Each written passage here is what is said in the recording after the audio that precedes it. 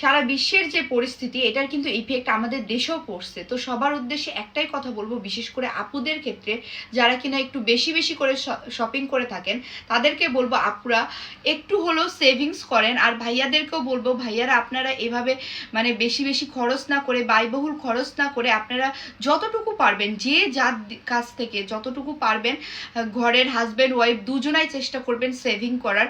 যেটুকু খরচ সেটুকু তো অবশ্যই আমাদেরকে করতে হবে, বাদ বাকি প্রতি মান্থলি আমাদের চেষ্টা করতে হবে অনেক সেভিং করা, একটু না বলবো, একটু বেশি সেভিং করেন। কারণ বলা যায় না কখন কি হয়ে যায় দেশের। বিভিন্ন বিশ্বে দেখতেছেন যে কি পরিস্থিতি হইতেছে, এটার কিন্তু ইফেক্ট অলরেডি আমাদের দেশে পড়ে গেছে। আর আপনারা হচ্ছে শিক্ষিত মানুষ, একটু বললেই বুঝে ফেলবেন, নলেজ আপনাদের আছে যে দেশ এখন ধীরে ধীরে কোন দিকে যাচ্ছে, কি হইতেছে, কোন দেশ কার সাথে কি হইতেছে। তো সবকিছু মিলিয়ে এমন পরিস্থিতি যেন কখনো আমাদের শিকার না হতে হয় যে আমাদের অর্থের অভাবে আমাদের সংসার চলতেছে না, বা আমরা আমাদের মানে মনে করেন চিকিৎসা বা যে কোনো বাসস্থান বা যেটাই বলেন কেন, সেটাই যেন আমাদের ইফেক্ট না পড়ে। তো তার জন্য আমাদের কি করতে হবে, আমাদের আগে থেকে সেভিংস করতে হবে, আমাদের নিজেদের সচেতন হতে হবে। কারণ সবার ঘরে ঘরে বাচ্চা আছে, বাবা মা আছে, বৃদ্ধ বাবা মা আছে।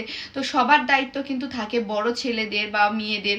তো আমাদের সবার উচিত, আমাদের মেয়েদের বিশেষ করে উচিত ভাই, আমরা অপ্রয়োজনে কিছু জিনিস বেশি কিনে থাকি। আমাদের অনলাইনে কিছু দেখলে বেশি ভাল লেগে যায়, যেটা আমাদের প্রয়োজন না সেটাও আমরা অর্ডার করি। আবার ভাইয়াদের ক্ষেত্রে বলি, ভাইয়ারা একটু বেশি আড্ডা দেয় বা কোথাও ঘুরতে যায়, টাকা হলেই বেশি করে ট্যুর দিয়ে থাকে বা হ্যাং আউট করে থাকে। তো ভাইয়াদের ক্ষেত্রেও বলবো, ভাইয়ারা এখন এগুলো একটু কমিয়ে দেন, যতটুকু করার প্রয়োজন ততটুকু করেন, আর যেটা এক্সট্রা আপনারা বেশি করে ফেলেন তো সেটা একটু অ্যাভয়েড করেন, অ্যাভয়েড করে একটু সেভিংস করেন। দেখবেন একদিন আপনার টাকা কিন্তু আপনার কাছেই থাকবে, আপনি কিন্তু আপনার টাকাটা কাউকে দিতেছেন না। সো সেভিংস করলে কিন্তু দিন শেষে আপনারই কাজে লাগবে। আমি বলতেছি কারণ দেশের এমন দেখেন, আমরা আমাদের বাইরের দেশগুলোতে দেখেন টাকার অভাবে না খেয়ে কিভাবে আছে।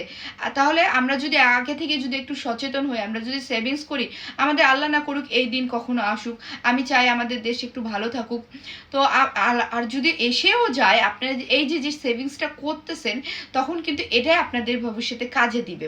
এটা নিয়ে আপনারা তখন একটু হলেও দাঁড়াতে পারবেন।